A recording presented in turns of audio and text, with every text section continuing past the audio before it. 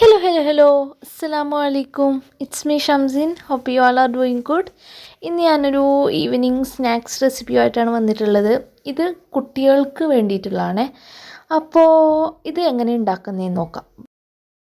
First ഞാനിവിടെ 3 potato എടുത്തിട്ടുണ്ട്. അത്യാവശ്യം വലിയ സൈസിലുള്ളതാണ്.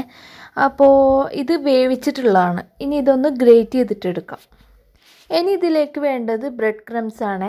ഞാൻ ഒരു ബ്രെഡ് പൊടിച്ചെടുത്തിട്ടുള്ളതാണ് ചേർത്ത് കൊടുക്കുന്നത്. ഇനി ഇതിലേക്ക് വേണ്ടത് എരിവിന് ആവശ്യമായിട്ടുള്ള മുളക് പൊടി. ഞാനിവിടെ 1/2 ടീസ്പൂണാണ് എടുത്തിട്ടുള്ളത്. പിന്നെ ആവശ്യത്തിന് ഉപ്പ് കൂടി ചേർത്ത് കൊടുക്കാം. 1/2 ടീസ്പൂൺ കുരുമുളക് പൊടിയും കൂടി ചേർത്ത് കൊടുക്കാം. ഞാൻ എടുത്തിട്ടുള്ള മുളക് പൊടി എരിവില്ലാത്തതാണ്. പിന്നെ കോൺഫ്ലവർ വേണം, ഒരു 2 ടേബിൾ സ്പൂൺ. ഇതുകൂടി ചേർത്ത് കൊടുത്തിട്ട് നന്നായിട്ടൊന്ന് മിക്സ് ചെയ്തിട്ടെടുക്കാം. ഇനി ഇത് നന്നായിട്ട് തന്നെ കുഴച്ചെടുത്തിട്ടുണ്ട് കേട്ടോ. ഞാൻ കയ്യിൽ കുറച്ച് ഓയിലാക്കുന്നുണ്ട്, കയ്യിൽ ഒട്ടിപ്പിടിക്കാണ്ടിരിക്കാൻ വേണ്ടിയിട്ട്.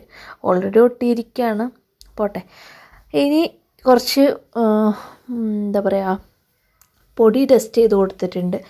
ഇനി ഒരു പോർഷൻ എടുക്കാം. എന്നിട്ട് നമുക്ക് ജസ്റ്റ് ഒന്ന് പരത്തിയെടുക്കാം. നമുക്ക് പരക്കുമ്പോൾ നല്ല ഫൈനായിട്ട് പരന്ന് കിട്ടുമൊന്നുമില്ല, പക്ഷേ എന്നാലും മാക്സിമം നന്നായിട്ട് തന്നെ പരത്തിയെടുക്കാൻ വേണ്ടി നോക്കാം. പ്രത്യേകിച്ച് ഷേപ്പിൻ്റെ ഒന്നും ആവശ്യമില്ല, കാരണം നമ്മളിത് കട്ട് ചെയ്തിട്ട് എടുക്കുന്നതാണ്.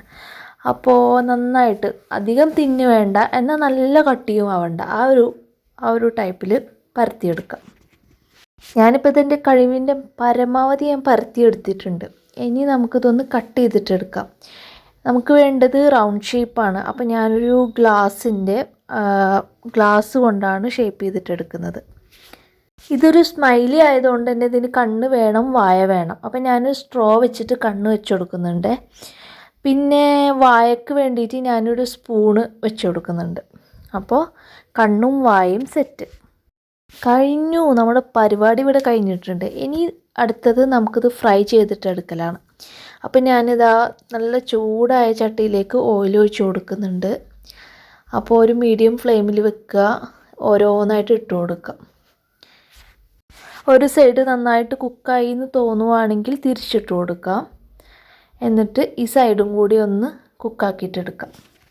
അപ്പോൾ നമ്മുടെ പൊട്ടാറ്റോ സ്മൈലി ഇവിടെ സെറ്റായി വന്നിട്ടുണ്ട്. കുഴപ്പമില്ല, നല്ല ടേസ്റ്റാണ്. കുട്ടികൾക്കൊക്കെ നല്ല ഇഷ്ടമാവും. നല്ലൊരു ക്രിസ്പിനെസ്സൊക്കെ ഇഷ്ടപ്പെടുന്നവർക്ക് നല്ല ഇഷ്ടപ്പെടും.